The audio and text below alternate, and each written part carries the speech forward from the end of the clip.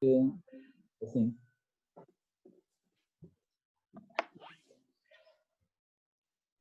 Vamos só esperar mais um bocadinho mesmo, porque também temos muitos alunos que se inscreveram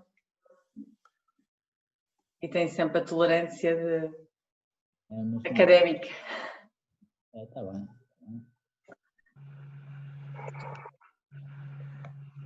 O Luís está a ter dificuldades em entrar, então vou mandar uma mensagem agora. Diz autenticação federada. Não sei o que é isto. Não sei. E vocês tiveram alguma dificuldade em entrar? Nenhuma.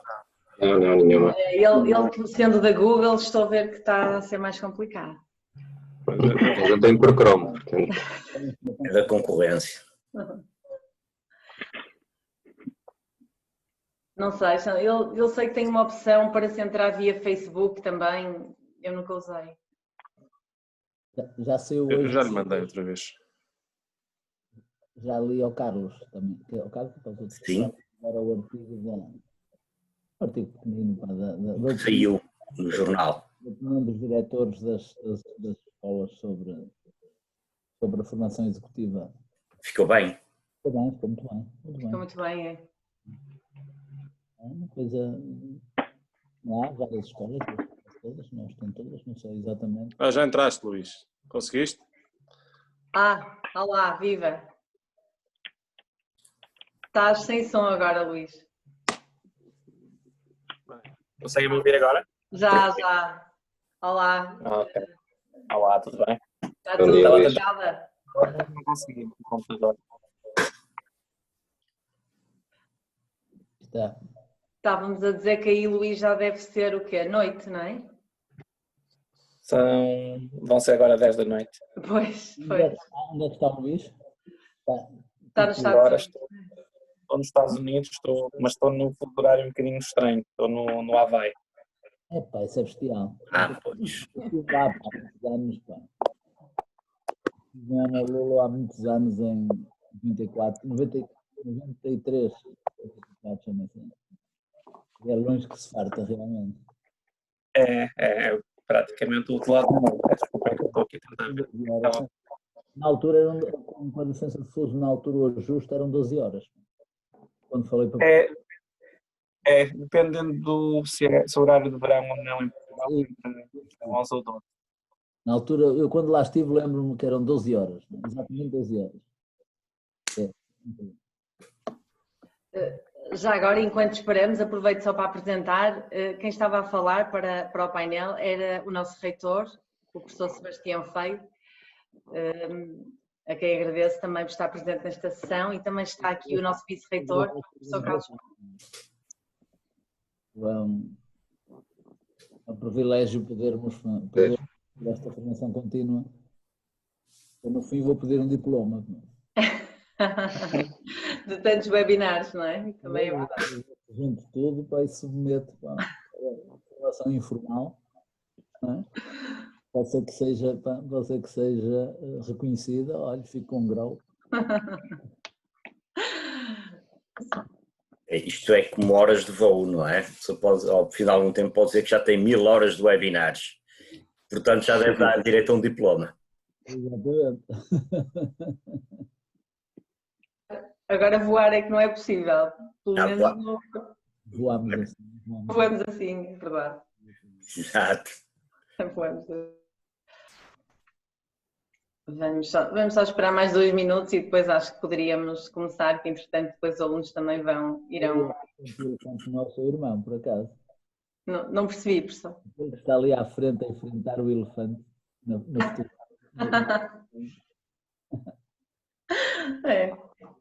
Está a ler uma história, é o poder do livro. Está a ler uma história, exatamente.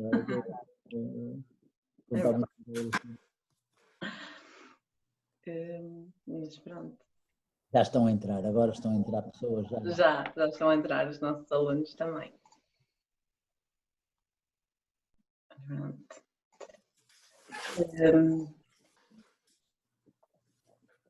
Já está o número bom. Agora é que são 9 horas, certo? Não é? Sim, agora é que são 9 horas, realmente. Sim, exato. Agora é que foram pontuais. dar uns minutinhos curtos. É. Pronto, íamos então dar início. Eu antes só deixei aqui uma recomendação ou um pedido para que possam ter os microfones ligados, para não termos o som por vezes de fundo. E se tiverem questões podem colocar diretamente no bate-papo e eu ou os próprios convidados têm acesso ao bate-papo, poderão ir vendo as questões e poderemos ir debatendo as mesmas.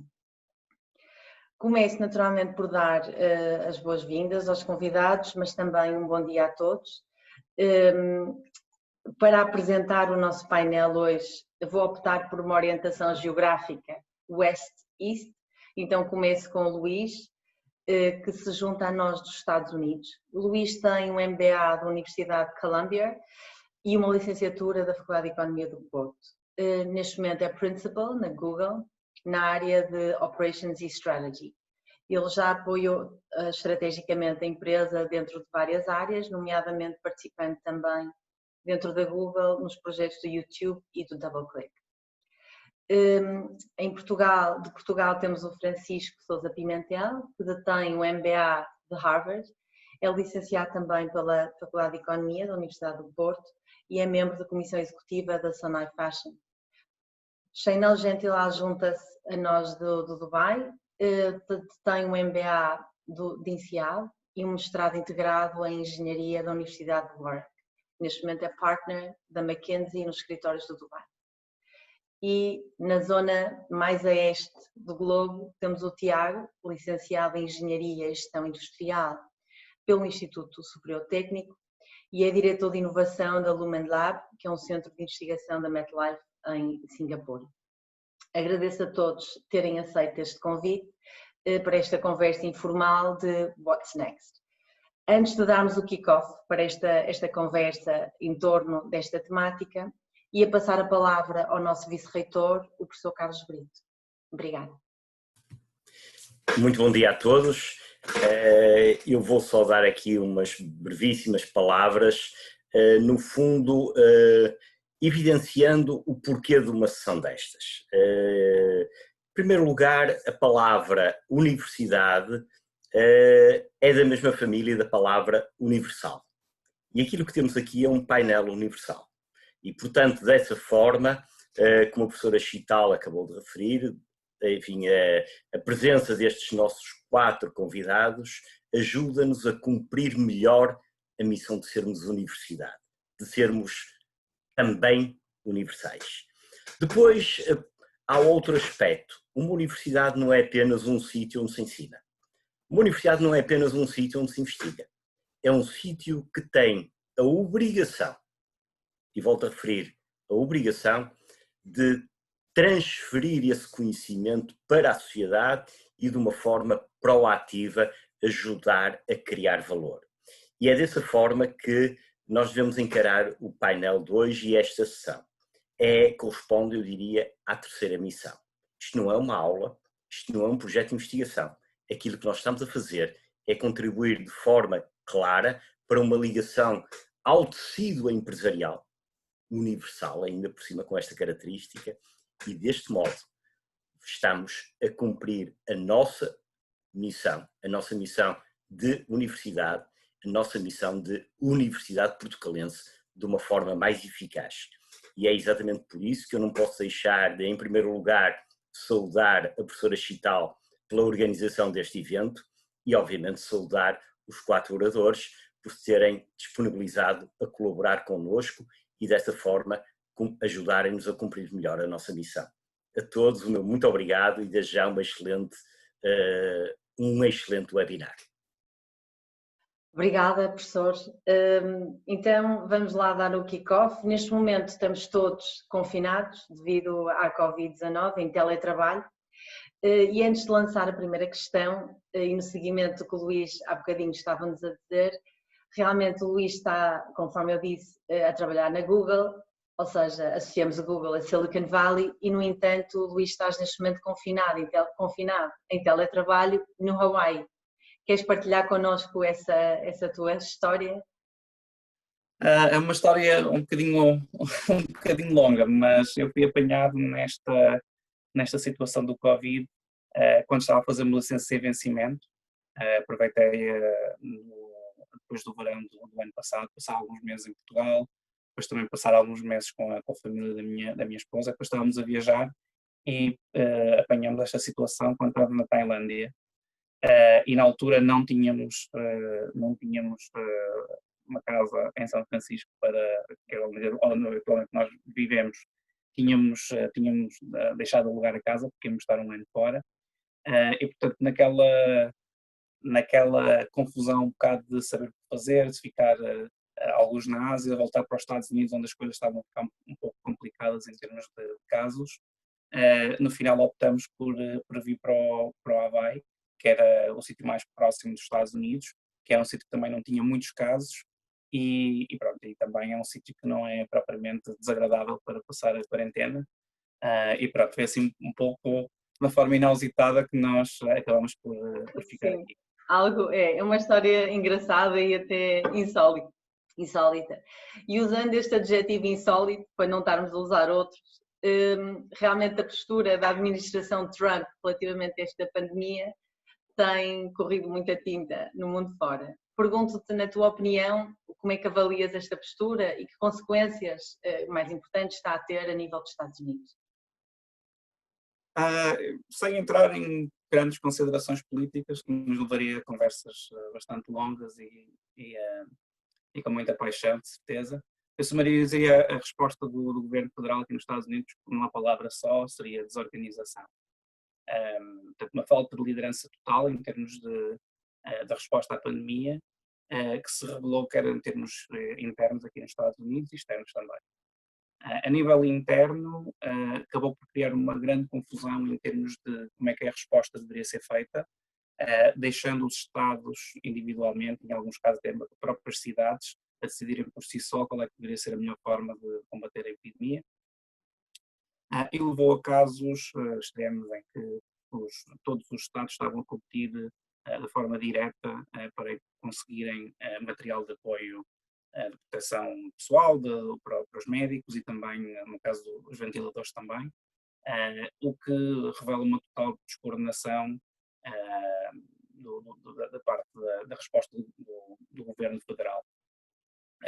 Talvez aqui vocês não saibam, mas muito do poder em termos de decidir o que é o confinamento ou não é determinado pelas autoridades locais, não necessariamente pelo governo federal, mas o governo federal tipicamente tem a missão de coordenar todos estes esforços e não houve qualquer tipo de apoio, se alguma coisa até criou mais confusão e acabou por não só não ajudar, mas desajudar os Estados.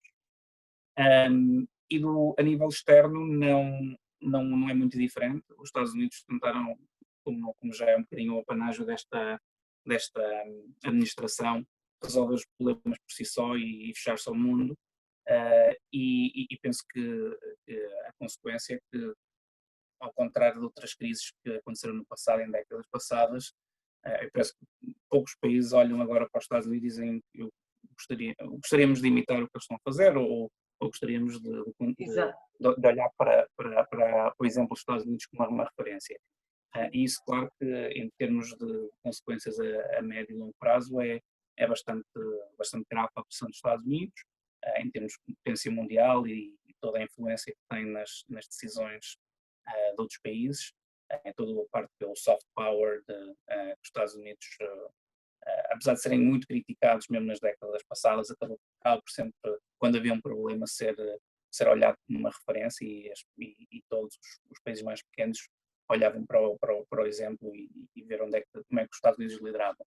Portanto, eu acho que isto vai ter consequências, especialmente se a parte política continuar como está agora, porque podemos ver, se o exemplo é assim para uma pandemia, para coisas como alterações climáticas, não se espera nada muito diferente. Sim.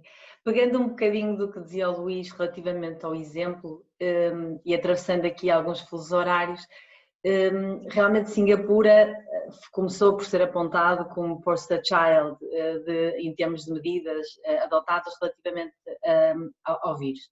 Pergunto, Tiago, se podes partilhar um bocadinho esta experiência e a tua perspectiva também mais macro relativamente ao país, relativamente a este contexto. Obrigada. Não, com certeza, Chital. Singapura, acho que muito ao contrário do que o Luís descreve em relação do leadership dos Estados Unidos, acho que tem tido, o PM Lee é absolutamente incrível, tem um sentido de Estado muito grande, e começaram muito bem a tomar medidas inicialmente, muito antes de toda esta situação ser global. Era muito asiática, era muito chinesa, era muito em Wuhan. Taiwan foi o primeiro país a fechar fronteiras com a China. Singapura demorou um pouco, foi tardia a resposta. Mesmo assim conseguiu conter a primeira vaga relativamente bem.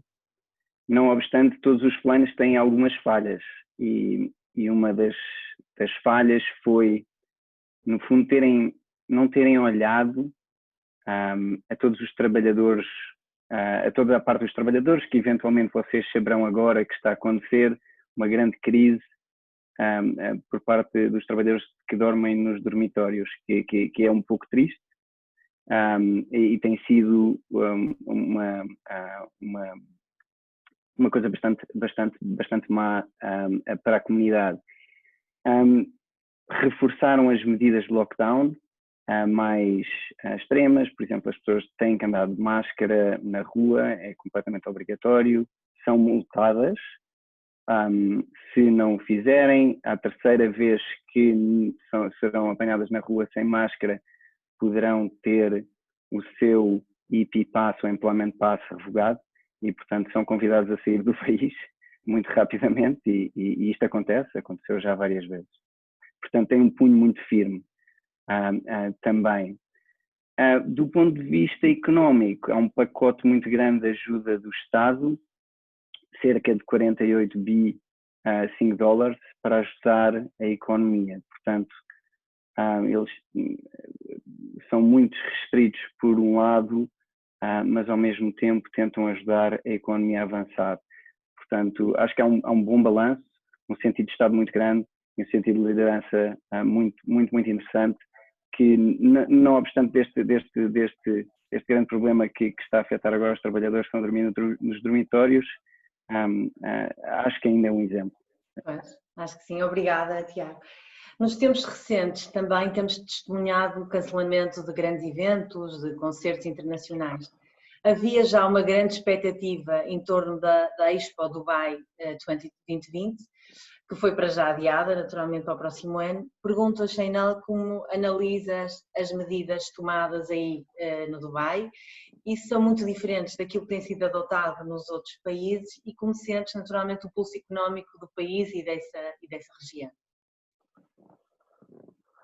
Efetivamente, a Expo 2020 ser adiada foi um grande desapontamento aqui para o Dubai, porque havia uma expectativa muito grande em relação a isso.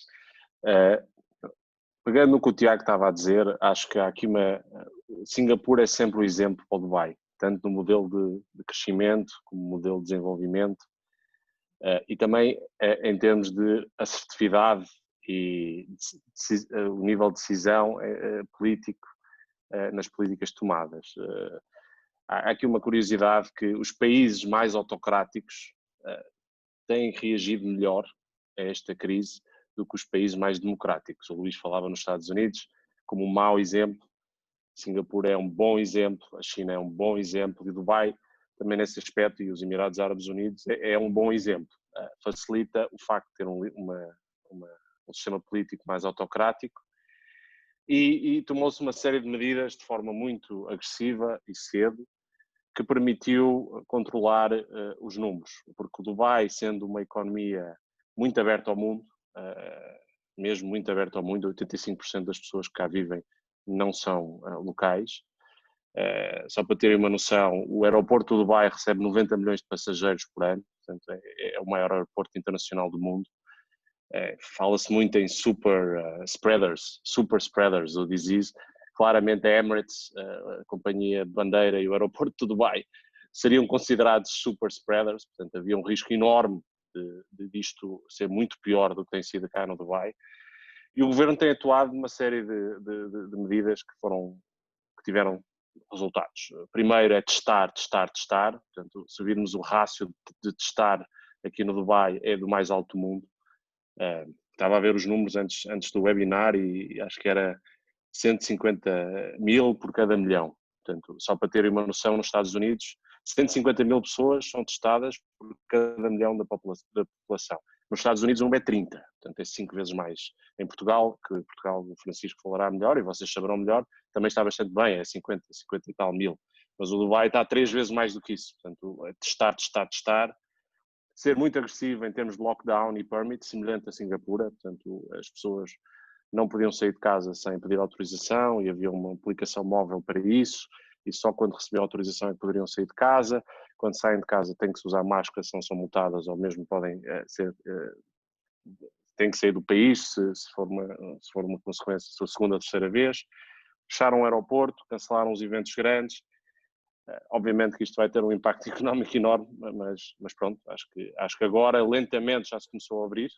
Há 2 semanas atrás começou-se a abrir, acho que a pressão era enorme para reabrir, por causa do Ramadão em particular.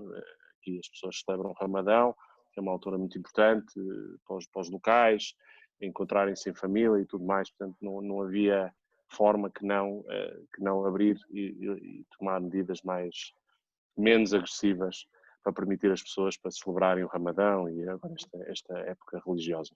Okay. Portanto, os números estão razoáveis, a ver agora como é que a situação evolui. Sim, e pegando um bocadinho nessa ideia que parece ser também a nossa realidade, que nos tempos recentes as medidas do governo também apontam para esta abertura ponderada.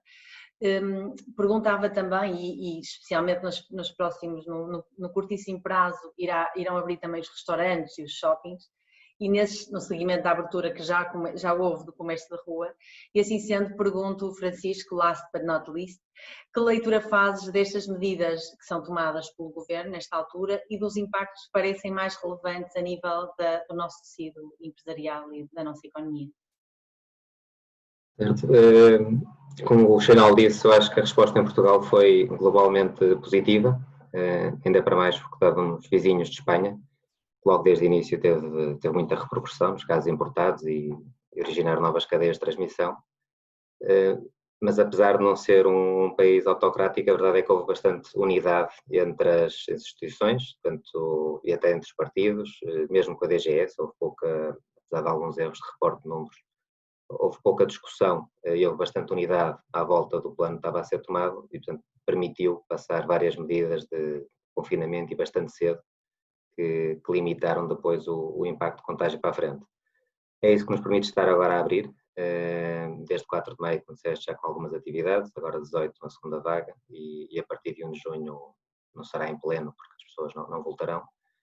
E sobretudo o não termos criado grande receio na população, como se vê na Madeira. A Madeira, entretanto, já abriu todas as atividades económicas, permite que as pessoas voltem também com mais confiança ao consumo, aos restaurantes, às lojas e, no fundo, à atividade económica.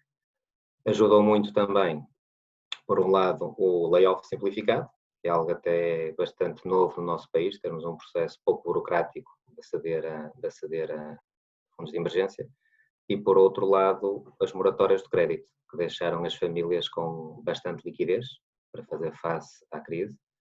E, portanto, esperamos que agora esse seja um fator, no fundo, de sustentação quer do consumo, quer da economia, pelo menos até ao início do inverno, que é quando estas medidas terminam.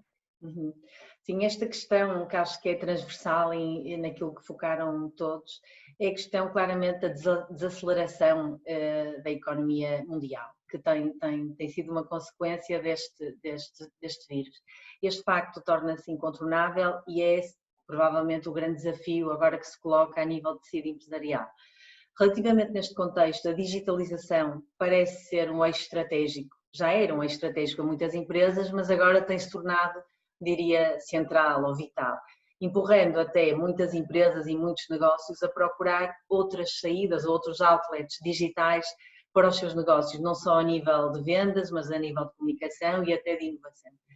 Assim sendo, Luís, pergunto-te relativamente às grandes empresas de tecnologia que parecem ser claramente as winners, se podemos assim dizer, deste contexto. Primeiro, se concordas com esta leitura e que implicações é que achas que isto poderá ter nestas grandes empresas, como a Google, mas como outras? Concordo, mas acho que se pode subestimar neste momento um bocadinho o impacto que vai ter a curto prazo, mesmo para empresas grandes, tecnologia. Parece que não há dúvida, comparado com outros setores de tecnologia, não só pela forma como nós estamos organizados para trabalhar, em que podemos todos continuar a trabalhar e ser produtivos, mas também o facto de a procura dos produtos tecnológicos, em muitos casos até ter subido, a consequência neste setor é bastante menor que noutros setores. Dito isto, no curto prazo, eu acho que vai haver bastantes companhias de tecnologia que também vão sofrer, especialmente as mais pequenas ou tecnologia que estão apoiadas em coisas que têm mais a ver com o mundo real e físico. Se eu pensar, por exemplo, na Airbnb, que estava para fazer IPO este ano, provavelmente não vai fazer. Se pensarmos na Uber ou nos Estados Unidos a Lyft, que têm despedido bastante, já despediram cerca de 20-30% dos seus empregados. Portanto, são consequências bastante importantes. Mesmo companhias como a Google e Facebook, apesar de não terem tido ainda um impacto muito grande, eu espero que vai haver um impacto de curto prazo relativamente grande, porque a maior parte das receitas destas duas empresas vêm de publicidade e vai haver uma diminuição muito grande em termos de orçamentos para publicidade e, portanto, no curto prazo, eu espero que a minha expectativa é que vai haver uma desaceleração. Obviamente são empresas enormes, portanto conseguem perfeitamente aguentar este choque de curto prazo. No médio e longo prazo poderá até ser benéfico, porque tal como outras áreas como e-commerce, também a parte de passagem dos orçamentos de publicidade para a parte digital, que já estava a acontecer, mas continuava a haver um lag grande entre o tempo que as pessoas passavam online e a percentagem de orçamento que estava no online. Isto vai haver alguma aceleração e, portanto, do ponto de vista do médio e longo prazo, também será bom para a tecnologia. E depois também o que aqui se fala nos Estados Unidos é que começa a haver um bocadinho uma descentralização, não é uma modificação do centro de gravidade da tecnologia. Se calhar até há 2 anos falava-se possivelmente de Silicon Valley, o centro de gravidade está cada vez a aproximar-se mais de Seattle, enquanto tens empresas como a Microsoft e a Amazon, que provavelmente são as duas grandes mais beneficiadas desta situação, porque têm modelos de negócios que não estão tão dependentes nem da publicidade, nem nada que seja mais com o contacto da economia mais física. E pegando um bocado também nesta questão da digitalização, mas transportando para o setor mais financeiro, Tiago, perguntava-te e alavancando um bocadinho a tua experiência no FinTech, como é que vês esta evolução nessa área em específico, ou que impacto é que poderá ter no futuro? Acho que vai ser bastante interessante ver como é que as coisas se desenvolvem. Como o Luís disse, acho que empresas pequenas, Series A e mais baixas do setor fintech vão sofrer eventualmente porque o product market fit deles ainda não está minimamente estabelecido e, portanto, pode haver um desaceleramento do seu crescimento e portanto, podem ter dificuldades. Por outro lado, empresas, por exemplo, que ajudarão, como o Francisco disse, a levar liquidez ao mercado, levar dinheiro a quem precisa, levar crédito a quem precisa de uma forma digital efetiva e com um risco minimamente controlado, vão certamente, julgo eu, a ganhar com esta situação, não é? Porque se eu consigo meter crédito numa forma controlada e um risco extremamente mitigado, eles vão ser ganhadores. Ao contrário, por exemplo, dos bancos que vão ter que agora finalmente reconhecer que todos os processos de KYC ou AML que eles pensavam que eram digitais não são efetivamente digitais e eles vão ter muita dificuldade em dar essa liquidez ao mercado que tanto precisa. Portanto, julgo que algumas fintechs sim vão ganhar, as mais pequenas eventualmente poderão ficar a perder. No final do dia, a soma continuará a ser negativa, acho eu. Ok, obrigada, Tiago. Relativamente a algumas economias, para além desta questão da crise, ainda há pouco tempo vimos os preços do petróleo atingirem mínimos que nunca tínhamos visto. Economias tais como o dos Emirados, isto é uma conjugação de fatores negativos, claramente não pronuncia um futuro muito positivo. Tendo também presente estes outros condicionalismos, Cheinel, como é que tu vês agora os novos desafios ao futuro das empresas nesta zona e o que é que te parecem os desafios estratégicos dos próximos tempos? Efetivamente, para os Emirados e para esta região, para a Arábia Saudita, que é o maior país aqui no Médio Oriente, isto não é um double whammy, isto é um triple whammy, digamos assim. Primeiro porque há um aumento significativo nas despesas no sistema de saúde, que é prioritariamente privado, portanto agora tem que ter capacidade de financiar com fundos públicos, dado esta crise, porque não há outra forma de responder. Segundo, por causa do impacto económico que obviamente o Covid vai ter no mundo inteiro, e aqui também não será diferente. E terceiro, por causa do preço do petróleo. De facto, isto é dramático para esta região. Só para terem noção, para os Emirados, $60 é o break-even price. Portanto, se o petróleo tiver a $60, então o governo tem o déficit zero. Nesta altura, chegou a estar abaixo de $20, portanto o impacto é tremendo.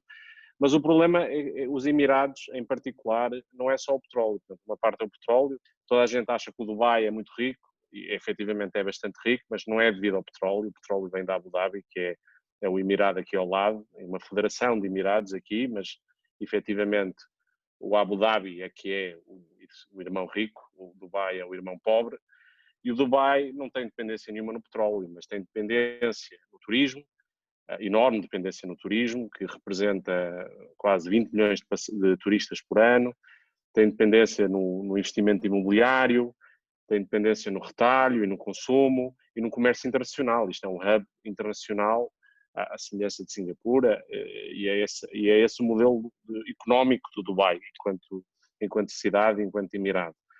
O Dubai vai sofrer imenso com isto, porque o Abu Dhabi vai estar menos exposto a fazer um bailout, como fez há uns anos atrás.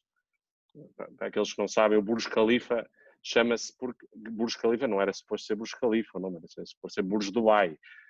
Mudaram o nome porque houve um bailout da Abu Dhabi e deram o nome do sheik da Abu Dhabi. Efetivamente foi isto. Desta vez, não sei se haverá apetite para ver um bailout, ou haverá menos apetite para um bailout da Abu Dhabi, principalmente com preços de petróleo assim.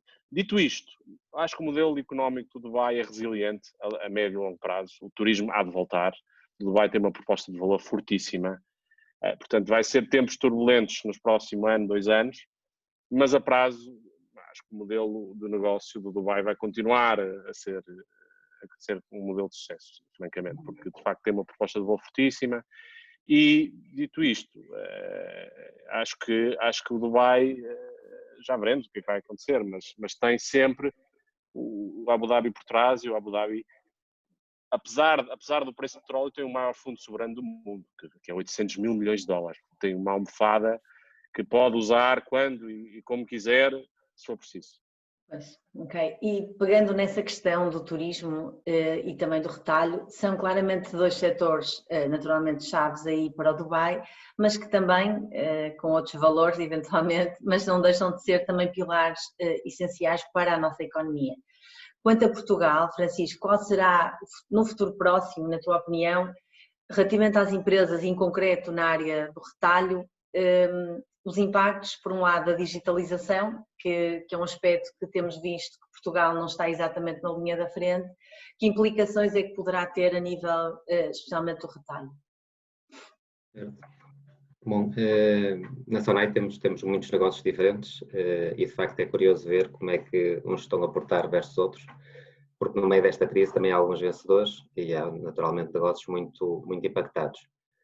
Nós, quando olhamos, a digitalização é transversal a todos, portanto, vocês já falaram. Em Portugal estará a cerca de 6% do consumo é feito via digital, aliás, com grande presença de marcas tradicionais, somos dos países que mais compra fora do ponto de vista digital. Isso terá triplicado sensivelmente nestes últimos meses. Não quer dizer que fique nesse patamar, mas claramente há uma inversão, há uma aceleração da tendência para a frente, semelhante, aliás, ao que aconteceu também em 2003, 2004, depois do SARS na Sudeste Ásia. Portanto, é um caso interessante que muitas vezes olhamos para o crescimento da Alibaba e de outros players pós-2003 na Ásia, que acredito que é o que vai acontecer também na Europa, porque estes são momentos de disrupção e que reforçam e aceleram alguns dos hábitos. No que vemos, a alimentação tem-se safado bem, como sabem. A eletrónica, falou o Luís, é um setor que está a ganhar cota no consumo. A saúde também, quer de hospitais, quer de farmácia. E depois temos outros muito impactados. É o caso do desporto, as pessoas não estão a fazer desporto, é o caso da moda, é o caso da decoração, é o caso da restauração, que praticamente parou. Aliás, alimenta até o crescimento do retalho alimentar. Desapareceu esse espaço de consumo. É o caso do retalho automóvel, enfim. No total, é verdade que há uma perda grande de atividade económica, mas também temos casos bastante interessantes de ganho e que, sabendo aproveitar essas tendências que são aceleradas, procura de produtos mais sustentáveis, de cadeias de valor mais transparentes, há mais informalidade, as pessoas estão a trabalhar desde casa, portanto, desde a roupa ao modelo de relação, mais procura por experiências que acho que vai continuar, e, portanto, no turismo há uma queda enorme, mas estou bastante confiante na recuperação desse setor. Portanto, acho que as tendências a médio prazo estão lá e as crises, mais do que mudar, acabam por acelerar tendências que já estão instaladas. E, portanto, não estou tão alinhado com ideias como a telescola. As casas em Portugal têm diminuído também, acho que é algo que vai continuar. Portanto, apesar das pessoas estarem confinadas, todas estas mudanças impostas pelo Covid, externas à vontade das pessoas, não acredito que tenham sustentabilidade para a frente. E aquelas que já vinham de trás, no caso da digitalização, ou o trabalho remoto, que era uma tendência que já existia, essas sim vão ser aceleradas com esta mudança. Portugal, acho que está bem posicionado na maior parte destas grandes tendências, quer na forma, na segurança, na forma como lidamos com isto. Como dizia o final também, o turismo não vai desaparecer, vai continuar. É um país seguro, a segurança vai ser privilegiada, não só na componente de saúde, mas na componente também física, segurança do espaço. E, portanto, acredito, e estou até relativamente, não diria otimista, mas moderadamente menos pessimista que a maior parte das pessoas, porque vemos também dentro do grupo muitos setores a conseguirem crescer acima do que é a média dessas indústrias e com perspectivas interessantes para a frente, porque acho também nem todos, como dizia o Luís e o Tiago, nem todos os concorrentes vão estar cá para a frente e, portanto, também é verdade que abrirá espaço em algumas áreas. E isto é a mãe da inovação. Portanto, também temos visto empresas que numa semana montam modelos de pick-up, todas as lojas estão a trabalhar com WhatsApp. São mudanças que normalmente demorariam 6 meses, 1 ano em sistemas, estão a acontecer em semanas. Acredito que isso vai dar resultado. Portanto, acredito que estejam mais preparados para a frente. Teremos aqui um período conturbado, portanto 2020 será de facto um ano para esquecer do ponto de vista económico, mas estou otimista que 2020 tem uma recuperação também significativa. Ok. Obrigada. Realmente, Tiago, e voltando outra vez agora para essa zona do globo, o que é que te parece a nível de Singapura e do modelo económico também desse país? O que é que te parece que serão, digamos, os grandes desafios que serão colocados às empresas nessa zona e como é que essas empresas se poderão apresentar para fazer face a esses desafios? Acho que vão bater umas quantas coisas que o Francisco também já mencionou, mas uma das coisas que é engraçado notar, antes desta situação de estarmos todos a trabalhar de casa, foi engraçado presenciar algumas conversas de algumas empresas e alguns parceiros a dizer que não, jamais isto seria impossível, as pessoas trabalharem de casa e tudo mais. Trabalhar de casa não é trabalho, é folga. Foram comentários que se ouviu muito e foi muito engraçado ver como as empresas conseguiram efetivamente adaptar para esta nova realidade.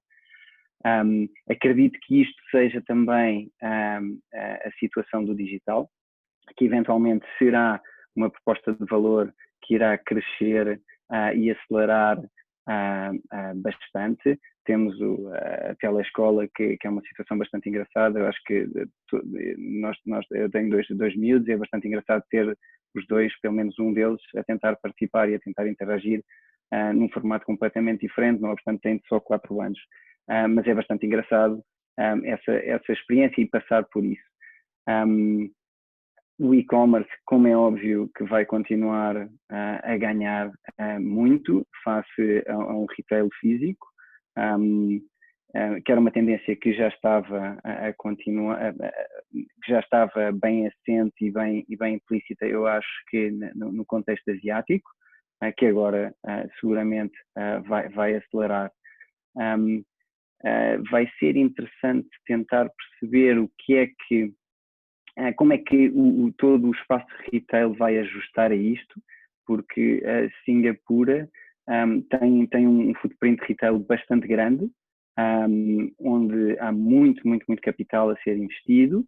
Há muita inovação também no retail a físico, que é bastante interessante, com um mix, um híbrido digital e físico. Eu acho que essa tendência vai continuar também a acelerar, a ter um layer digital a acompanhar a experiência de consumo física e online. Acho que essas são as grandes coisas engraçadas. Posto isto, só uma última nota, também positivo, mas um pouco triste, porque é que foi preciso uma situação destas para acelerar o nível de inovação. Acho que é só isso que é um pouco triste, do ponto de vista de quem trabalha na inovação no dia-a-dia, e de facto estamos a ver muitas coisas engraçadas a serem feitas na MetLife, mas é triste ter que ser uma situação tão grave a ser o acelerador deste novo tipo de inovações. Ok, obrigada. Relativamente aos Estados Unidos e pegando um bocadinho o que o Luís também já estava a partilhar e que temos testemunhado, temos visto a ideia que nós temos é que os Estados Unidos, no fundo, é quem lidera a criação de riqueza a nível global, ou mais contribui para a economia mundial. Neste momento temos testemunhado valores astronómicos de desemprego e num período curtíssimo, e começam a sair as estimativas a nível de quebras, quer a nível de produção, quer a nível de consumo, o que aponta para uma crise bastante grave, potencialmente até mais grave do que a crise anterior. Luís, pergunto uma perspectiva mais geral do tecido empresarial e não só das tecnológicas. What's next? O que é que tu vês ser o futuro próximo desta economia que é tão fundamental, de alguma forma, para todos nós? Os Estados Unidos é uma economia que é bastante procíclica e, portanto, normalmente não é os tempos atuais são uma exceção, já posso falar um pouco sobre isso, mas normalmente não é uma economia que tenha muita proteção, não tem uma rede de proteção social tão grande como as economias da Europa, como em Portugal estamos habituados, e, portanto, é normal haver uma adaptação muito rápida do tecido empresarial, por exemplo, em termos de emprego, em função às condições em que se está. Para vos dar o exemplo, eu estou aqui no Havaí, nós passamos num mês, passou-se de uma situação de pleno emprego para mais de 40% de desemprego. Ou seja, passamos de uma situação em que era impossível contratar praticamente alguém para uma situação que está ao nível dos piores dias de Espanha, que as pessoas, se calhar, pelo menos as pessoas um bocadinho mais velhas, portuguesas lembrar-se-ão toda a crise social que aconteceu em Espanha. Isto foi num espaço de semanas. Portanto, é uma situação bastante complicada. Do ponto de vista do curto prazo, a solução não tem havido se calhar, tanta crise social como se poderia imaginar. Isto também porque as autoridades, principalmente as autoridades federais, através do Congresso e também da Casa Branca, puseram imenso dinheiro na economia, na ordem de trilhões de dólares, em que nós temos situações em que normalmente o subsídio de desemprego é bastante baixo, e neste momento o subsídio de desemprego tem mais que triplicado o valor que é o valor habitual. Portanto, normalmente, em média, o subsídio de desemprego rondaria à volta dos $800 por mês, aqui nos Estados Unidos, e está neste momento à volta de 3.500. Portanto, as famílias conseguem neste momento gerir as coisas, mas obviamente não é uma solução sustentada, e nós também, fazendo paralelismo com a Itália, neste momento a dívida face ao PIB nos Estados Unidos já ultrapassa, eu não sei os valores, mas ultrapassa seguramente mais já de 100%, e portanto já estamos a níveis de praticamente o que a gente via em Itália há 10 anos. Portanto, nesse aspecto, eu penso que são dados preocupantes. O que eu imagino é que agora no segundo trimestre vai haver uma quebra muito acelerada, como estavas a dizer. Provavelmente no terceiro trimestre vai haver uma recuperação, não vai ser uma recuperação total, e eu penso que vai demorar bastante tempo até haver uma recuperação total. Penso que há um ajuste, provavelmente 2/3 do que se perdeu imediatamente vai se recuperar, mas o último terço vai ser bastante complicado. A economia americana também é bastante dependente de consumo privado, portanto, eu imagino que vai ser um pouco, como os dias vão ser bastante complicados, vai haver muitas empresas que vão falir certamente, e vai depender um pouco também do nível de confiança dos consumidores, e portanto vai ser altamente dependente, até mais que noutros países, de se consegue ou não encontrar um tratamento minimamente eficaz ou uma vacina, o timing para a vacina, e eu acho que isso vai depender muito em todos os países, mas nos Estados Unidos em particular, por ser tão dependente do consumo interno. Falou-se de liquidez para as empresas, eu penso que vai haver grandes problemas de liquidez, apesar de que obviamente os Estados Unidos têm a facilidade têm a sua própria moeda e portanto poderem injetar basicamente o dinheiro que quiserem, pelo menos por enquanto a procura por dólares no resto do mundo é praticamente ilimitada, e portanto também é por isso é que permite os Estados Unidos imprimirem dinheiro e gastarem dinheiro sem terem grandes riscos das taxas de juros subirem ou terem problemas mais de médio prazo, mas vão ser tempos seguramente complicados, especialmente para empresas que não têm uma capacidade de liquidez que lhes permita aguentar os próximos 6, 12 meses, que vão ser de certeza complicados. Realmente desta troca de ideias, ficamos aqui com algumas noções de que claramente os próximos tempos serão no mínimo desafiantes. Haverá naturalmente por causa disto, haverá alguma seleção das empresas que irão sobreviver e uma seleção natural, se quisermos assim, feita neste caso à custa do vírus. Por outro lado, também existe esta esperança, esta luz ao fundo do túnel de que no médio e longo prazo as coisas, quer a nível de turismo, quer a nível de procura interna, vão voltar talvez a uma outra normalidade, mas que iremos recuperar nos diferentes países alguns alicerces que são estratégicos para o nosso desenvolvimento económico. E apesar dos impactos claramente negativos, quer a nível de saúde, quer a nível de economia, etc., também tem trazido algumas novas oportunidades, nomeadamente as questões do teletrabalho, da educação também mais aberta e também a questão da inovação que falava o Tiago. Por isso, também acho que é importante retermos este equilíbrio, não sermos só copo meio vazio, mas também olharmos para a realidade no seu todo. Eu abriria só para os alunos e colegas que possam ter questões que gostariam de colocar. Não vejo aqui nenhuma no bate-papo, mas não sei se alguém gostaria de colocar uma questão para algum dos nossos convidados ou para o painel em geral.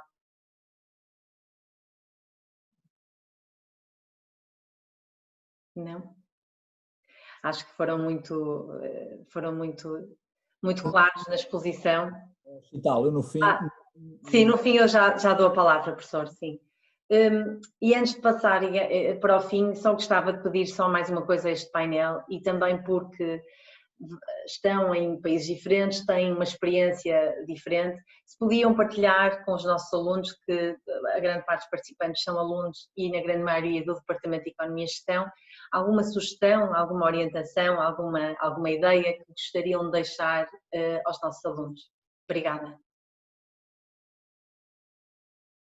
Alguma ordem, Chital? Queres que eu comece? Ou...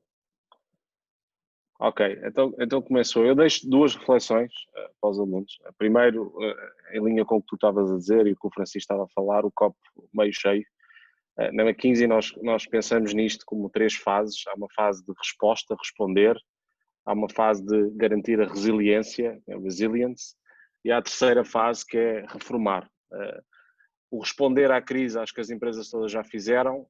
Agora estamos na fase de assegurar a resiliência, mas dentro em breve já vamos entrar na fase de reformar. Eu acho que isso é uma fase, como dizia o Francisco, as crises criam oportunidades, e essa reformação que vai haver das empresas e da aceleração das tendências apresenta muitas oportunidades que vocês deviam aproveitar e estão na idade para isso, e as crises são umas alturas importantes para disrupção e novas oportunidades.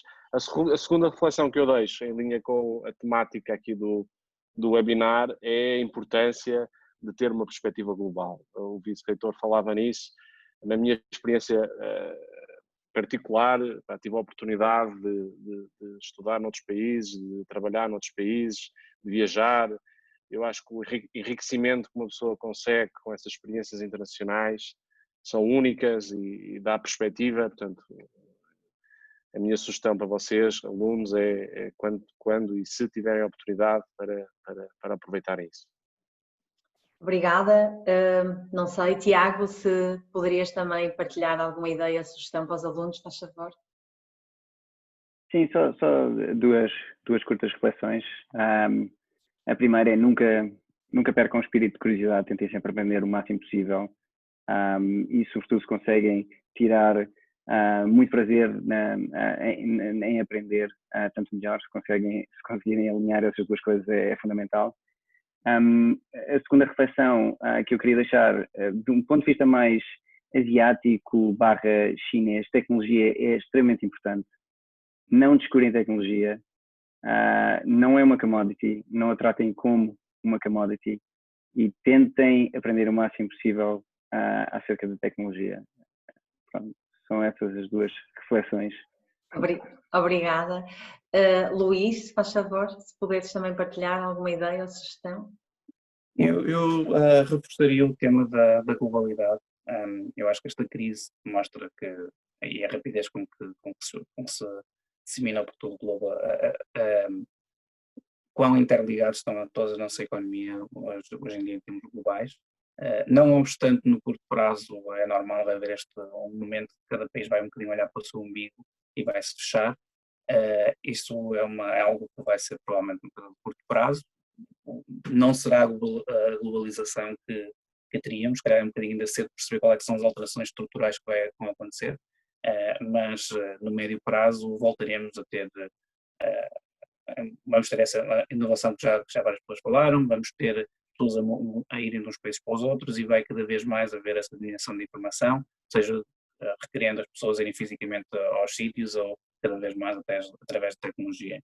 Portanto, eu acho que é muito importante essa noção que já foi mencionada em termos de olhar para as coisas do ponto de vista global. Eu sei que muitas vezes é difícil para quem está em Portugal, até uma lógica quase de números, perceber quando se fala em coisas nos Estados Unidos ou noutras economias em que se fala em bilhões de dólares, é um bocadinho difícil de pensar que realidade é essa, mas é importante saber que a economia é global e que realmente não há uma diferença muito grande em termos de como pensar.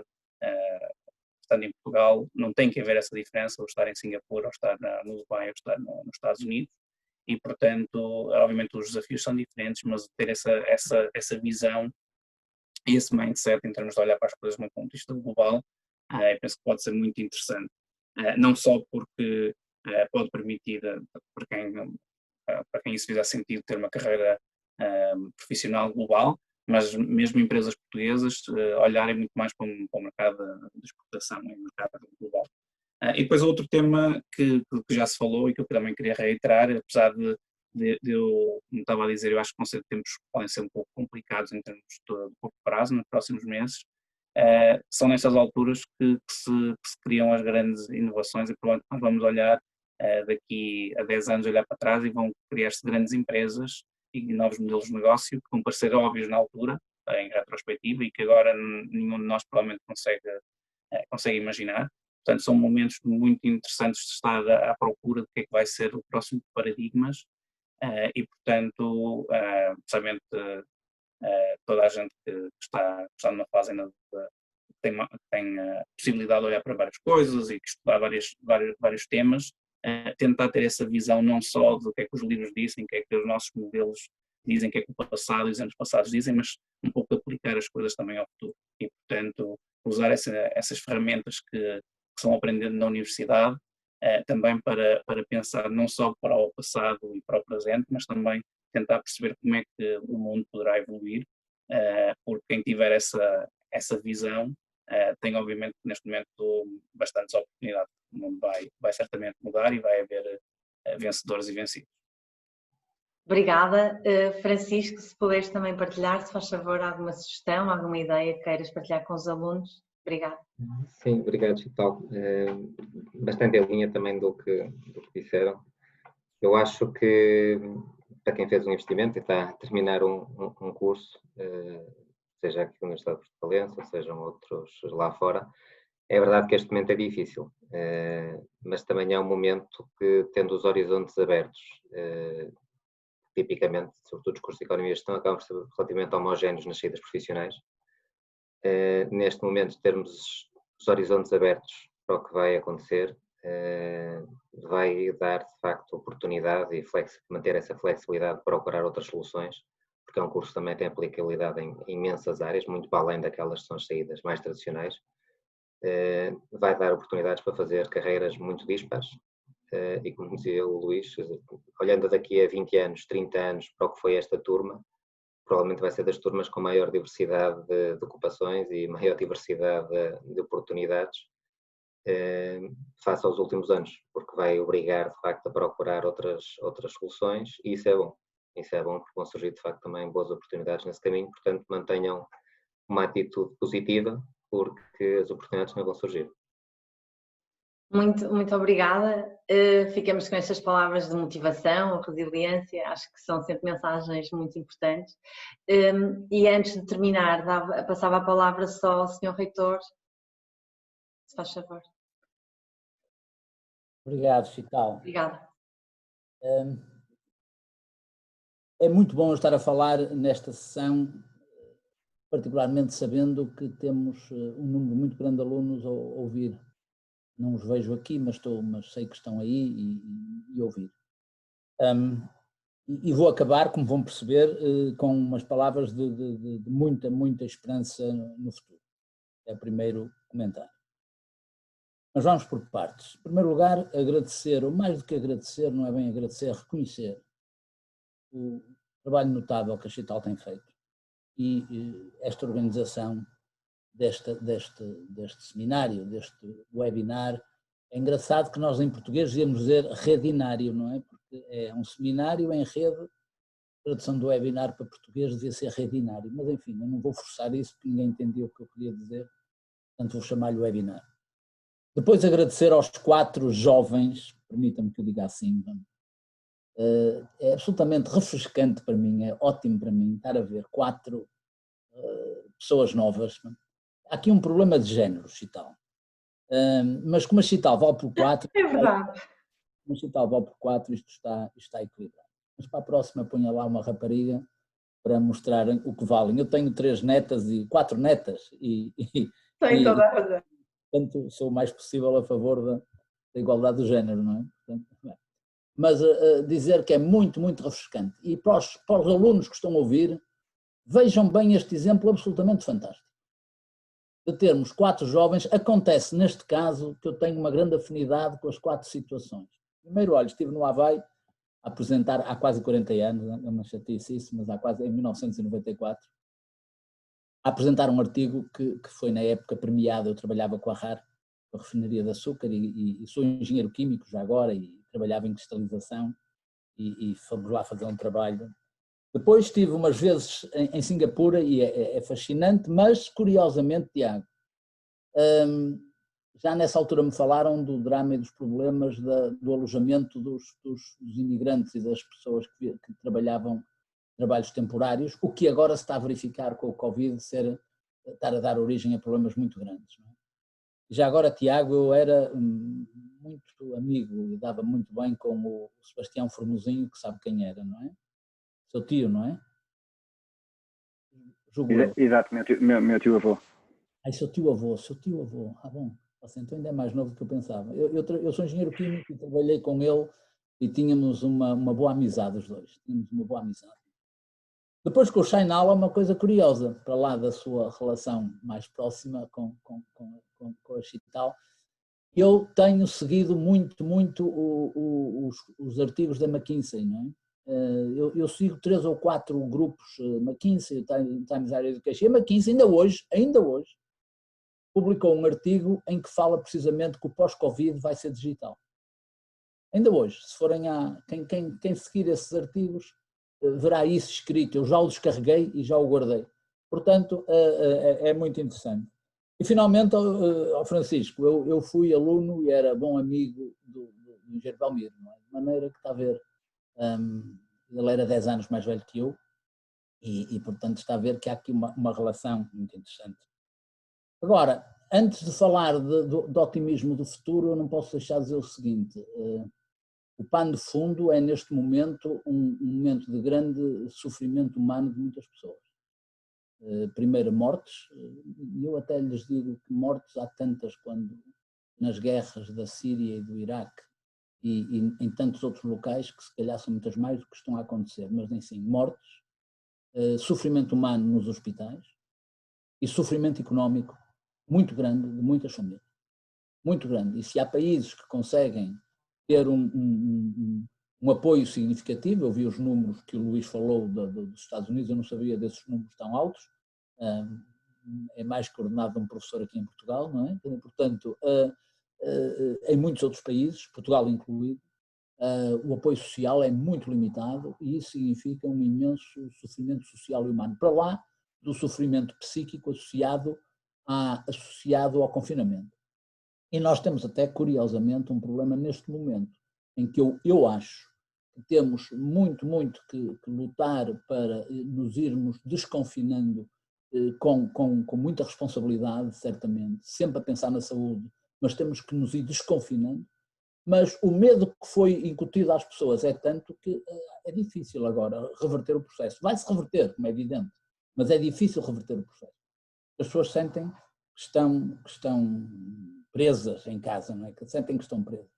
Antigamente, com a polícia política, nós tínhamos medo de nos aproximar de alguém que tínhamos medo que fosse da polícia política, agora temos medo de nos aproximar de alguém porque pode estar contaminado. Não é? Portanto, é uma situação em que nós temos que vencer, porque naturalmente temos que manter a economia do país a funcionar e do mundo a funcionar. Agora, para os estudantes, o que estamos aqui a assistir hoje é algo de absolutamente extraordinário.